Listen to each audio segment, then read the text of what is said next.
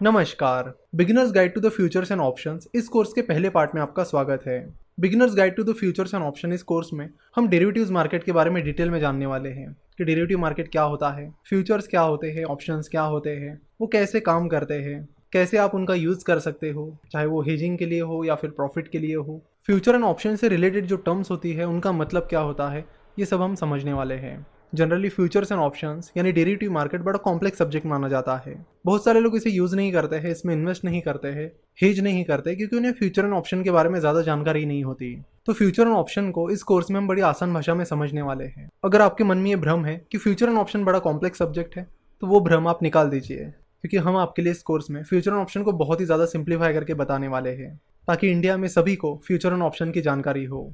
इस मार्केट को derivative market कहते हैं। देखो, जनरली दो तरह के मार्केट्स होते हैं। एक होता है कैश मार्केट और दूसरा होता है डेरिवेटिव मार्केट, जिसमें फ्यूचर एंड ऑप्शन आते हैं। तो future and option derivative market का हिस्सा है। तो अब ये कैश मार्केट क्या होता है? जनरली हम जिसे स्टॉक मार्केट कहते हैं वो कैश मार्केट होता है, यानी आपको जितने रुपए के शेयर्स चाहिए उतने रुपए आप पे करते हो और उसके बदले में आपको शेयर्स मिल जाते हैं। लेकिन डेरिवेटिव मार्केट में ऐसा नहीं होता है। यहाँ पे सिस्टम कम्प्लीटली अलग है। तो कैश मार्केट के बारे में सभी लोग जान लेते हैं, क्योंकि वो काफी आसान भी होता है। जैसे कि फॉर एग्जाम्पल, किसी कंपनी का शेयर 100 रुपए का है और आपको उस कंपनी का शेयर खरीदना है, तो आप 100 रुपए उस कंपनी में इन्वेस्ट करके उस कंपनी का शेयर खरीद सकते हो। सिंपल। वही जब हम किसी कंपनी का फ्यूचर या ऑप्शन देखते हैं, तो वहाँ पे हमें अलग अलग चीजें देखने मिलती है, जैसे कि अलग अलग strike prices, open interest, mark to market. ये सारी चीजें और नाम देखने के बाद कई बार हमें कुछ समझ में आता नहीं है और इसीलिए हम उस पर ज्यादा ध्यान भी नहीं देते हैं। तो हम यहाँ पर एक्सपेक्ट करते हैं कि आप सभी को कैश मार्केट आता होगा। अगर नहीं आता है तो आप पहले हमारे बाकी कोर्सेज कर सकते हो, ताकि आपको कैश मार्केट का नॉलेज आए और उसके बाद आप डेरिवेटिव मार्केट पर ध्यान दीजिए। चलो, तो डेरिवेटिव मार्केट को एक एग्जांपल की मदद से समझते हैं। डेरिवेटिव मार्केट को समझाने के लिए हमने एक बार एक एग्जांपल का उपयोग किया था। हम उसी एग्जांपल को इस बार दोहराएंगे। प्रोनॉय नाम का मेरा एक दोस्त है जो फुटबॉल का बहुत बड़ा फैन है। प्रोनॉय हर साल चैंपियंस लीग की जो फाइनल होती है उसे देखने जाता है, और इस बार भी प्रोनॉय को चैंपियंस लीग की फाइनल देखने जाना है। जैसे ही प्रोनॉय चैंपियंस लीग की फाइनल का टिकट खरीदने जाता है, तो उसे पता चलता है कि चैंपियंस लीग की फाइनल के टिकट तो ऑलरेडी बेचे गए हैं, अभी तो टिकट्स अवेलेबल ही नहीं है। सारे टिकट सोल्ड आउट हुए हैं। ये पता चलते ही प्रोनॉय नाराज हो जाता है। तभी प्रोनॉय की मुलाकात एक ऐसे व्यक्ति से होती है जो फुटबॉल एसोसिएशन में काम कर रहा होता है। वो व्यक्ति प्रोनॉय को कहता है कि मैं तुम्हें एक रिकमेंडेशन लेटर लिख कर देता हूँ, वो रिकमेंडेशन लेटर दिखाकर तुम्हें टिकट मिल जाएगा।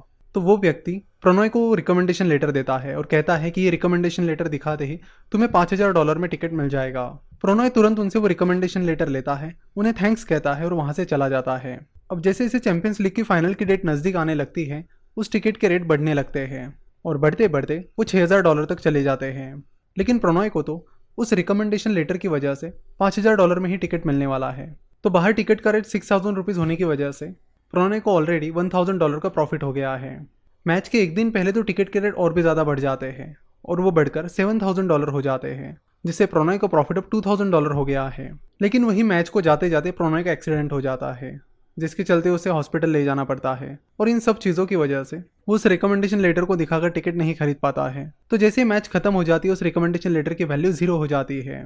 तो यहाँ पर उस व्यक्ति ने प्रोनॉय को जो रिकमेंडेशन लेटर दिया था वो एक्चुअल में कॉन्ट्रैक्ट था, और उस कॉन्ट्रैक्ट की एक्चुअल प्राइस टिकट प्राइस पर डिपेंड थी, जिसका मतलब है कि वो कॉन्ट्रैक्ट एक डेरिवेटिव कॉन्ट्रैक्ट था जिसकी प्राइस टिकट प्राइस पर डिपेंड थी, यानी टिकट प्राइस एक अंडरलाइंग एसेट था। तो डेरिवेटिव मार्केट इसी तरह वर्क करता है। ये बस एक इमेजिनरी एग्जांपल था ताकि आपको डेरिवेटिव मार्केट समझ में आए। हर डेरिवेटिव कॉन्ट्रैक्ट की एक एक्सपायरी डेट होती है। जैसे कि हमने यहाँ पर देखा कि जिस दिन मैच थी वो उस रिकमेंडेशन लेटर की एक्सपायरी डेट थी, क्योंकि मैच खत्म होने के बाद उस रिकमेंडेशन लेटर की कोई वैल्यू नहीं रहेगी। तो यहाँ पर आप एक इंपॉर्टेंट चीज समझ लीजिए कि डेरिवेटिव क्या होता है और अंडरलाइंग एसेट क्या होता है। यहाँ पर टिकट एक अंडरलाइंग एसेट था और रिकमेंडेशन लेटर एक डेरिवेटिव कॉन्ट्रैक्ट था। सिमिलरली जब हम फ्यूचर्स एंड ऑप्शंस की बात करते हैं, तो अगर लेट से टीसीएस का कोई फ्यूचर है, तो इस फ्यूचर की वैल्यू टीसीएस के शेयर पर डिपेंड रहेगी। तो टीसीएस के शेयर प्राइस एक अंडरलाइंग एसेट है जिसका डेरिवेटिव है टीसीएस के फ्यूचर्स कॉन्ट्रैक्ट। तो आज हमने बस डेरिवेटिव को समझा। नेक्स्ट लेक्चर में हम फ्यूचर्स एंड ऑप्शंस को समझेंगे और उसके बाद हम उनसे जुड़ी बाकी चीज़ें भी समझ लेंगे। आशा करता हूँ कि आपको ये पहला पार्ट पसंद आया होगा। वीडियो देखने के लिए और हमसे जुड़े रहने के लिए आपका बहुत बहुत धन्यवाद।